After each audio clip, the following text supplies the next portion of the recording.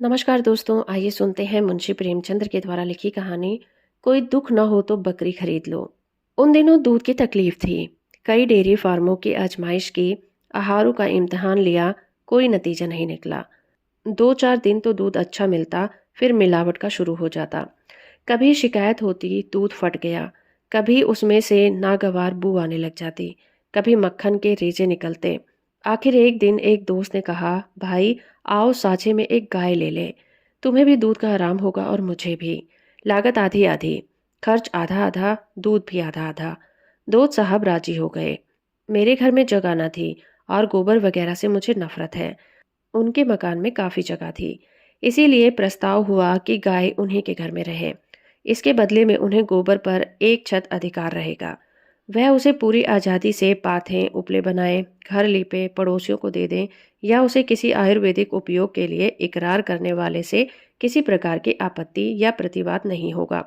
इकरार करने वाला सही होश हवास में इकरार करता है कि वह गोबर पर कभी अपना अधिकार जमाने की कोशिश नहीं करेगा और न किसी का इस्तेमाल करने के लिए आमादा होगा। दूध आने लगा, रोज रोज की झंझट से मुक्ति मिल गई। एक हफ्ते तक किसी तरह की शिकायत पैदा न हुई। गरम गरम दूध पीता था और खुश होकर गाता था, रब का शुक्र अदा कर भाई जिसने हमारी गाय बनाई। ताज़ा दूध पिलाया उसने, लुत्फ़े हयात चखाया उसने। दूध में भीगी रोटी, मेरी उसके करम में बख्शी सेरी। खुदा की रहमत की है, मूरत कैसी भोली भोली सूरत।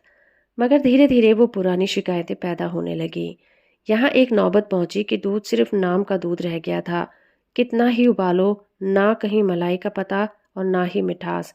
पहले तो शिकायत कर लिया करता था, इससे दिल का बुखार निकल जाता था। शिकायत से सुधार ना होता तो दूध बंद कर देता था। अब तो शिकायत का भी मौका ना था, बंद कर देने का जिक्र ही क्या। भिखारी का गुस्सा अपनी जान पर, पियो या नाले में डाल दो। 8 आने रोज का नुस्खा किस्मत में लिखा हुआ। बच्चा दूध को मुंह न लगाता, पीना तो दूर की बात रहा। आधो आध शक्कर डालकर कुछ दिनों दूध पिलाया तो फोड़े निकलने शुरू हो गए और मेरे घर में रोज बमचक मची रहती थी। बीवी नौकर से फरमाती, दूध ले जाकर उन्हीं के सर पटका। मैं नौकर को मना करता। वो कहती, अच्छे दोस्त हैं तुम्हारे, उन्हें शर्म भी नहीं आती। क्या इतना अहमक है कि इतना भी नहीं समझते कि लोग यह दूध देखकर क्या कहेंगे। गाय को अपने घर मंगवा लो, बला से बदबू आएगी, मच्छर होंगे। दूध तो अच्छा मिलेगा, रुपए खर्चे हैं तो उसका मजा भी तो मिले। चड्ढा साहब मेरे पुराने मेहमान हैं, खासी बेतकल्लुफी है उनमें। यह हरकत उनकी जानकारी में होती तो यह बात किसी तरह गले से नीचे नहीं उतरती। या तो उनकी बीवी की शरारत है या फिर नौकर की, लेकिन जिक्र कैसे करूं। और फिर उनकी बीवी से तो राह रस्म है, कई बार मेरे घर आ चुकी हैं। मेरी बीवी जी भी उनके यहाँ कई बार मेहमान बनकर जा चुकी हैं। क्या वह यकायक इतनी बेवकूफ़ हो जाएंगी, सरीहन आंखों में धूल झोंकेंगी। और फिर चाहे किसी की भी शरारत हो, मेरे लिए यह गैर मुमकिन था कि उनसे दूध की खराबी की शिकायत करता। खैरियत यह हुई कि तीसरे महीने चड्ढा का तबादला हो गया। मैं अकेले गाय ना रख सकता था, साझा टूट गया। गाय आधे दामों पर बेच दी गई। मैंने उस दिन इत्मीनान की सांस ली। आखिर ये सुलह हुई कि एक बकरी रख ली जाए। यह बीच आंगन में एक कोने में पड़ी रह सकती है। उसे धोने के लिए न ग्वाले की ज़रूरत है और ना ही गोबर उठाने की। नान धोने की, चारा भूसा डालने के लिए किसी अहिरिन की ज़रूरत है। बकरी तो मेरा नौकर भी आसानी से दूह लेगा। थोड़ी सी चोकर डाल दी, चलिए किस्सा ख़त्म हुआ। फिर बकरी का दूध फ़ायदेमंद भी होता है, बच्चों के लिए ख़ास तौर पर। जल्दी हजम हो जाता है, न गर्मी लगे न सर्दी, स्वास्थ्यवर्धक भी है। संयोग से मेरे यहाँ जो पंडित जी मेरे मसौदे नकल करने आया करते थे, इन मामलों में काफ़ी तजुर्बेकार थे। उनसे जिक्र आया तो उन्होंने एक बकरी की ऐसी स्तुति गाई, उसका ऐसा कसीदा पढ़ा कि मैं बिन देखे ही उसका प्रेमी हो गया। पछाही नस्ल की बकरी है, ऊंचे कद की, बड़े बड़े थन जो जमीन से लगते चलते हैं। बेहद कम खोर लेकिन बेहद दुधारू। अभी पहली बार ही बियाई है, 25 रुपए में आ जाएगी। मुझे दाम कुछ ज़्यादा मालूम हुए, लेकिन पंडित जी पर मुझे एतबार था। फरमाइश कर दी गई और तीसरे दिन बकरी भी आ पहुंची। मैं देखकर उछल पड़ा। जो गुण बताए गए थे उनसे ज़्यादा ही निकले। एक छोटी सी मिट्टी की नान मंगवाई गई। चोकर का भी इंतज़ाम कर दिया गया। शाम को मेरे नौकर ने दूध निकाला तो सचमुच 2.5 सेर। मेरी छोटी पतीली लबालब भर गई थी। अब मूसलो ढोल बजाएंगे। यह मसला इतने दिनों के बाद जाकर कहीं हल हुआ था। पहले ही ये बात सोचती तो क्यों इतनी परेशानी होती। पंडित जी का बहुत बहुत शुक्रिया अदा किया गया। मुझे सवेरे तड़के और शाम को उसकी सींग पकड़ने पड़ते थे, तब आदमी दो पाता था।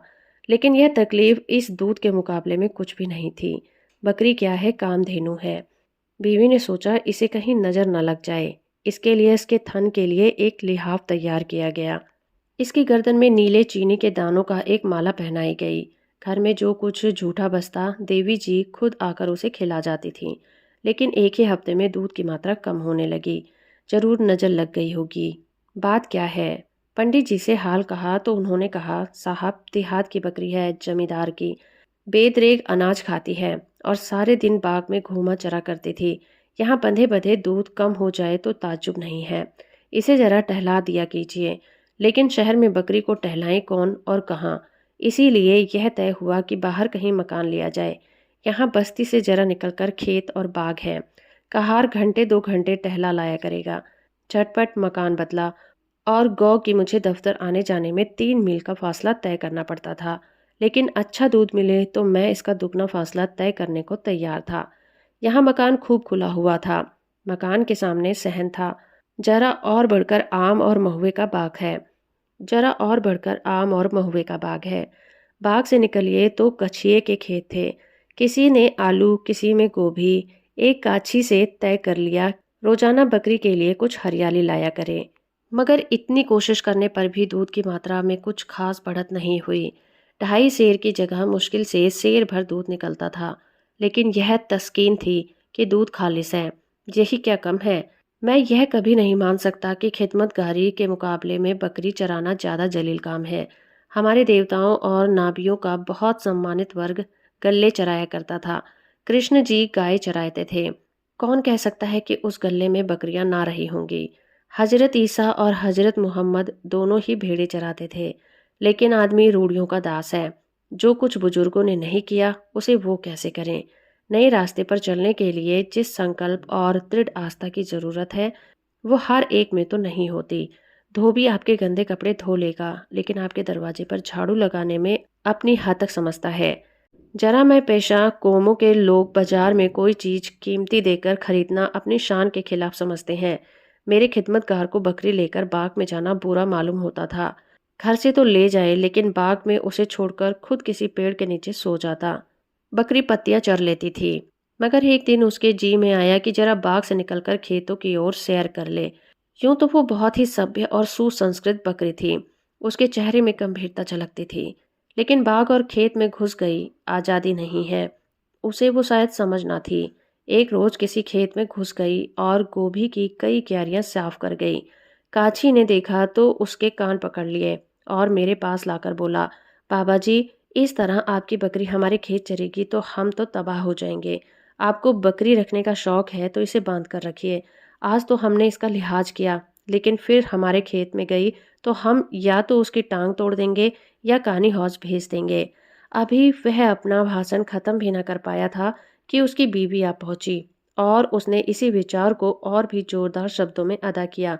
हाँ हाँ कहती ही रही, मगर ये बकरी खेत में घुस गई, सारा खेत चौपट कर दिया। इसके पेट में भवानी बैठे। यहाँ कोई तुम्हारा दबैल नहीं है। हाकिम होंगे अपने घर के होंगे। बकरी रखना है तो बांध कर रखो, नहीं गला ऐंठ दूंगी इसका। मैं भीगी बिल्ली बने खड़ा रहा। जितनी फटकार आज सहनी पड़ी उतनी जिंदगी में कभी नहीं सही। और जिस धीरज से आज काम लिया, अगर उसे दूसरे मौक़ों पर किया होता तो आज आदमी होता। कोई जवाब नहीं सोचता था। बस यही जी चाहता था कि बकरी का गला घोट दूं और खिदमतगार को 150 हंटर जमाऊं। मेरी खामोशी से वो औरत भी शेर हो जाती थी। आज मुझे मालूम हुआ कि किन्हीं किन्हीं मौक़ों पर खामोशी नुकसानदेह साबित होती है। खैर मेरी बीवी ने जब घर में ये शोर सुना तो दरवाजे पर आ गई और हेकड़ी से बोली, तू कहानी हौस पहुंचा दे तो क्या करेगी। नाहक डर डर कर रही है घंटे भर से। जानवर ही है, एक दिन खुल गई तो क्या उसकी जान ले लेगी। खबरदार जो एक बात भी मुंह से निकाले। क्यों नहीं खेत के चारों तरफ झाड़ लगवा देती, कांटों से रूंग देती। इतनी गति तो मनाती नहीं, ऊपर से लड़ने आ गई। अपनी पुलिस में इत्तला कर दें तो बंधे बंधे फिरोगे। बात कहने की इस शासनपूर्ण शैली ने उन दोनों को ठंडा कर दिया। लेकिन उनके चले जाने के बाद मैंने देवी जी की खूब खबर ली। गरीबों का नुकसान भी करती हो और ऊपर से उनका रूप भी जमाती हो। इसी का नाम इंसाफ है। देवी जी ने गर्वपूर्वक उत्तर दिया। मेरा एहसान तो ना मानोगी कि शैतानों को कितनी आसानी से भगा दिया। लगे डांट लगाने। गवारों को राह बतलाने का सख्ती के सिवा दूसरा कोई तरीका नहीं है। सज्जनता या उदारता उनकी समझ में नहीं आती। उसे यह लोग कमजोरी समझते हैं और कमजोर को कौन नहीं दबाना चाहता। खिदमतगार से जवाब तलब किया तो उसके साफ कह दिया, साहब बकरी चराना मेरा काम नहीं है। मैंने कहा, तुम्हें बकरी चराने को कौन कहता है? जरा उसे देखते रहा करो कि किसी के खेत में न जाए। इतना भी तुमसे नहीं हो सकता। मैं बकरी नहीं चरा सकता साहब, कोई दूसरा आदमी रख लीजिए। आखिर मैंने खुद शाम को उसे बाग में चरा लाने का फैसला किया। इतने जरा से काम के लिए एक नया आदमी रखना मेरी हैसियत के बाहर था और अपने इस नौकर को जवाब भी नहीं देना चाहता था, जिसने कई साल तक वफादारी से मेरी सेवा की थी और ईमानदार भी था। दूसरे दिन मैं दफ्तर से जरा जल्दी आ गया था और चटपट बकरी को लेकर बाग में जा पहुंचा। जोड़ों के दिन थे। ठंडी हवा चल रही थी। पेड़ों के नीचे सूखी पत्तियां गिरी हुई थीं। बकरी एक पल में वहां जा पहुंची। मेरी दलेल हो रही थी। उसके पीछे पीछे दौड़ता फिरता था। दफ्तर से लौटकर जरा आराम किया करता था। आज यह कवायद करनी पड़ी। थक गया, मगर मेहनत सफल हो गई। आज बकरी ने कुछ ज्यादा दूध दिया।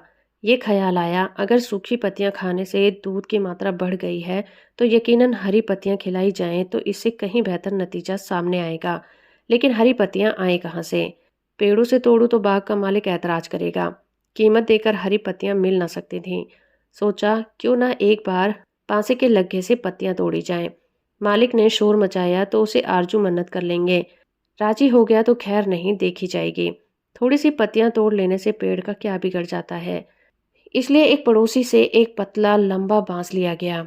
उसमें एक अंकुश बांधा और शाम को बकरी के साथ लेकर पत्तियां तोड़ने लग गया। चोर आंखों से इधर उधर देखता जाता था, कहीं मालिक तो नहीं आ रहा है। अचानक वहीं काची एक तरफ से आ निकला और मुझे पत्तियां तोड़ते देखकर बोला, यह क्या करते हो बाबूजी?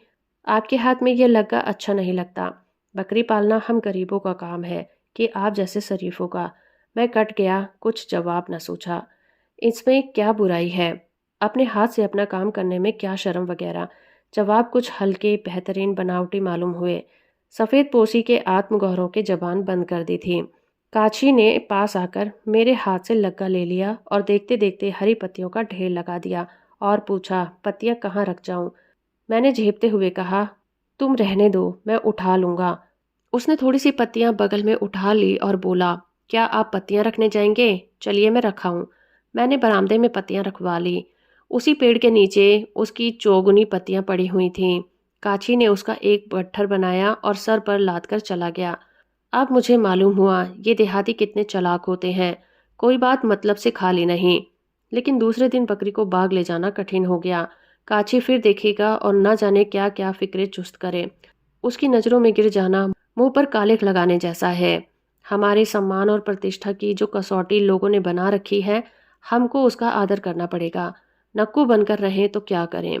लेकिन बकरी इतनी आसानी से भी निर्द्वंद आजाद चहकदमी से हाथ ना खींचना चाहती थी।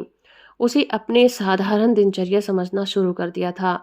शाम होते ही उसने इतने जोर जोर से प्रतिवाद का स्वर उठाया कि घर में बैठना मुश्किल हो गया। गिड़गिड़ीदार मैं का निरंतर स्वर आ आकर कान को टकरा जाता था। बीवी ने मुझे गालियां देना शुरू कर दिया। मैंने गुस्से में आकर कई डंडे रसीद किए, मगर उसे सत्याग्रह स्थापित ना करना था। आखिर मजबूर हो गया। अपने किए का क्या इलाज। 8 बजे रात, जाड़ों के दिन थे। घर से बाहर मुंह निकालना मुश्किल और बकरी को बाग में टहला रहा था और अपनी किस्मत को कोस रहा था। अंधेरे में पांव रखते मेरी रूह कांपती थी। एक बार मेरे सामने से एक सांप निकल आया था। अगर उसके ऊपर पैर पड़ जाए तो काट लेता है। तब से मैं अंधेरे में कभी नहीं निकलता था। मगर आज इस बकरी के कारण मुझे इस खतरे का भी सामना करना पड़ रहा है। जरा भी हवा चलती है तो पत्ते खड़कने लग जाते हैं और आंखें ठिठुर जाती हैं और पिंडलियां कामने लग जाती हैं। शायद उस जन्म में बकरी रहा होगा और यह बकरी मेरी मालकिन रही होगी। उसी का प्रायश्चित इस जिंदगी में भोग रहा हूँ। बुरा हो उस पंडित का जिसने यह बला मेरे सिर मढ़ दी। गृहस्थी भी जंजाल है। बच्चा ना होता तो क्यों इस मूजी जानवर की इतनी खुशामद करनी पड़ती। और यही बच्चा जब बड़ा हो जाएगा तो बात नहीं सुनेगा, कहेगा आपने मेरे लिए किया ही क्या है। कौन सी जायदाद छोड़ी है। यह सजा भुगत कर 9 बजे रात को लौटा। अगर रात को बकरी मर जाती है तो मुझे जरा भी दुख ना होता। दूसरे दिन सुबह से ही मुझे ये फिक्र सवार हुई कि किसी तरह रात की बेगार से छुट्टी मिल जाए। आज दफ्तर से छुट्टी थी और एक लंबी रस्सी मंगवाई और शाम को बकरी के गले में रस्सी डालकर पेड़ के जड़ में बांधकर सो गया। अब चरे जितना चरना चाहती है और चिराग जलते जलते खोल लाऊंगा। छुट्टी थी ही, शाम को सिनेमा देखने की ठहरी। एक अच्छा सा खेल आया हुआ था। नौकर को भी साथ लिया, नहीं तो बच्चे को कौन संभालता। जब 9 बजे रात को घर लौटे और मैं लालटेन लेकर बकली लेने गया तो क्या देखता हूँ कि उसने रस्सी को 2-3 पेड़ों से लपेटकर ऐसा उलझा डाला है कि सुलझना मुश्किल हो गया है। इतनी रस्सी भी न बची थी कि वह एक कदम भी चल सकती। जी में आया कि कमबख्त को ऐसे ही छोड़ दूं, मरती है तो मर जाए। अब इतनी रात को लालटेन लेकर रोशनी में रस्सी कौन सुलझाएगा। लेकिन दिल न माना। पहले उसकी गर्दन में रस्सी खोली, फिर उसकी पेच दर पेच ऐठन को छुड़ाया गया। 1 घंटा लग गया। सर्दी के मारे हाथ ठिठुर जाते थे और जी जल रहा था। यह अलग तरह की तरकीब है। अब क्या करूं, अकल काम न करती थी। दूध का ख्याल न होता तो किसी को मुफ्त दे देता। शाम होते ही चुड़ैल अपनी चीख पुकार शुरू कर देगी और घर में रहना मुश्किल हो जाएगा। और आवाज़ भी इतनी कर्कश और मनहूस होती है। शास्त्रों में लिखा भी है, जितनी दूर से आवाज़ आती है उतनी दूर देवता नहीं आते। स्वर्ग की बसने वाली हस्तियां और अप्सराओं के गाने सुनने के आदी हैं। उसकी कर्कश आवाज़ से नफरत न करें तो और क्या करें। ताज्जुब मुझ पर उसकी कर्ण कटु पुकारों को ऐसा आतंक सवार हुआ था कि दूसरे दिन दफ्तर से आते ही मैं घर से निकल भागा। ताज्जुब मुझ पर उसकी कर्ण कटु पुकारों को ऐसा आतंक सवार था कि दूसरे दिन दफ्तर से आते ही मैं घर से निकल भागा। लेकिन 1 मील निकल जाने पर भी ऐसा लग रहा था कि उसकी आवाज़ मेरा पीछा किए चली जा रही है। अपने इस चिड़चिड़ेपन पर शर्म भी आ रही थी, जिसमें एक बकरी रखने का भी सामर्थ्य नहीं था। वो इतना नाजुक दिमाग क्यों बनने लगा। फिर तुम सारी रात तो घर से बाहर रहोगे नहीं। 8 बजे पहुंचोगे तो क्या वह गीत तुम्हारा स्वागत नहीं करेगा। सहसा एक नीची शाखों वाला पेड़ देखकर मुझे बरबस उस पर चढ़ने की इच्छा हुई। सपाट तनों पर चढ़ना जितना मुश्किल होता है, यहाँ तो 6-7 फुट पर ही शाखाएं फूट चुकी थी। हरी हरी पत्तियों से पेड़ लदा हुआ था और पेड़ भी गूलर का था। इसकी पत्तियों से बकरियों को खास प्रेम है। मैं इधर 30 साल से किसी भी रूख पर नहीं चढ़ा था। वह आदत जाती रही। इसीलिए आसान चढ़ाई के बावजूद मेरे पांव कांप रहे थे। पर मैंने हिम्मत नहीं हारी और पत्तियां तोड़ तोड़ कर नीचे गिराने लगा।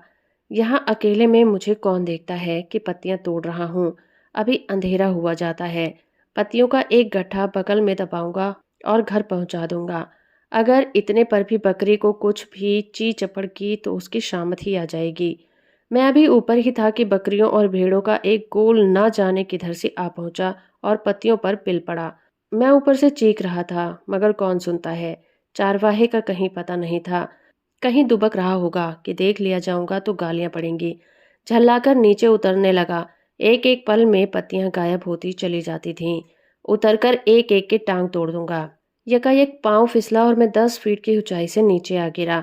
कमर में ऐसी चोट आई कि 5 मिनट तक आंखों तले अंधेरा छा गया। खैरियत हुई कि और ऊपर से नहीं गिरा, नहीं तो शहीद हो जाता। मेरे गिरने के धमाके से बकरियां भागी और थोड़ी सी पत्तियां बच रही थी। जब जरा होश ठिकाने हुए तो मैंने उन पत्तियों को जमा करके एक गट्ठा बनाया और मजदूरों की तरह उसे कंधे पर रख शर्म की तरह छिपाए घर चला। रास्ते में कोई दुर्घटना न हुई। जब मकान कोई 4 फलांग रह गया तो मैंने कदम तेज किए कि कहीं कोई देख न ले, तो वह काछी सामने से आता दिखाई दिया। कुछ न पूछो उस वक्त मेरी क्या हालत हुई। रास्ते के दोनों तरफ खेतों की ऊंची मेड़े थीं, जिसके ऊपर नागफनी निकलेगा और भगवान जाने क्या सितम ढाए। कहीं मुड़ने का रास्ता नहीं था। मैं सर झुकाकर निकल जाना चाहता था कि कोई मजदूर है। तले की सांस तले थी, ऊपर की सांस ऊपर, जैसे वो कांची कोई खुखार शेर हो। बार बार ईश्वर को याद करता चला आ रहा था कि हे भगवान, तू ही आफत के मारे हुओं का मददगार है। इस मरदूत की जबान बंद कर दे। एक क्षण के लिए उसकी आंखों की रोशनी गायब कर दे। आह, यात्रा का क्षण जब मैं उसके बराबर 1 गज के फासले से निकला। एक एक कदम तलवार की धार पर पड़ रहा था। शैतानी आवाज कानों में आई। कौन है रे? कहाँ से पत्तियां तोड़े लाता है? मुझे मालूम हुआ नीचे से जमीन निकल गई है और मैं अपने गहरे पेट में जा रहा था। रोए बर्चियां बने हुए थे। दिमाग में उबाल सा आ रहा था। शरीर में लकवा सा मार गया। जवाब देने का होश नहीं रहा। तेजी से 2-3 कदम आगे बढ़ गया, मगर वह ऐच्छिक क्रिया न थी, प्राण रक्षक की सहज क्रिया थी कि एक जालिम हाथ गट्ठे पर पड़ा और गट्ठा नीचे गिर गया। फिर मुझे याद नहीं क्या हुआ। जब मुझे होश आया तो मैं अपने दरवाजे पर पसीने से तरबतर पड़ा था, गोया मिर्गी के दौरे के बाद उठा हूँ। इस बीच मेरी आत्मा पर उपचेतना का आधिपत्य था, और बकरी की वह घृणित आवाज़, वह कर्कश आवाज़, वह हिम्मत तोड़ने वाली आवाज़, वह सारी दुनिया की मुसीबतों का खुलसा, वह दुनिया की सारी लानतों की रूह कानों में चुभी जा रही थी। बीवी ने पूछा, आज कहाँ चले गए थे? इस चुड़ैल को जरा बाग भी न ले गए। जीना मुहाल कर देती है। घर से निकलकर कहाँ चली जाऊं? मैंने उसे इत्मीनान दिलाया। आज चिल्ला लेने दो। कल सबसे पहला काम यही करूंगा कि इसे घर से बाहर निकाल करूंगा, चाहे कसाई को ही देना पड़े। और लोग न जाने कैसे बकरियां पालते हैं। बकरी पालने के लिए कुत्ते का दिमाग चाहिए। सुबह को दफ्तर से उठकर इसी फिक्र में बैठा था कि इस काली बला से क्यों कर मुक्ति मिल जाए। सहसा एक गडरिया बकरियों का एक गल्ला चराता हुआ आ निकला। उसे मैंने पुकारा और उसे अपनी बकरी को चराने की बात कही। गडरिया राजी हो गया। यही उसका काम था। मैंने पूछा, क्या लोगे? 8 आने बकरी मिलते हैं हजूर। मैं 1 रुपया लूंगा, लेकिन बकरी कभी मेरे सामने ना आए। गडरिया हैरत में रह गया। मरकही है क्या बाबूजी? नहीं नहीं, बहुत सीधी है। बकरी क्या मारेगी? लेकिन मैं उसकी सूरत नहीं देखना चाहता। अभी तो दूध देती है। हाँ, सेर सवा सेर दूध दे देती है। दूध आपके घर पहुंच जाया करेगा। तुम्हारी मेहरबानी। जिस वक्त बकरी घर से निकली है, मुझे ऐसा मालूम हुआ कि मेरे सब पाप निकले जा रहे हैं। बकरी भी खुश थी, गोया कैद से छूट गई है।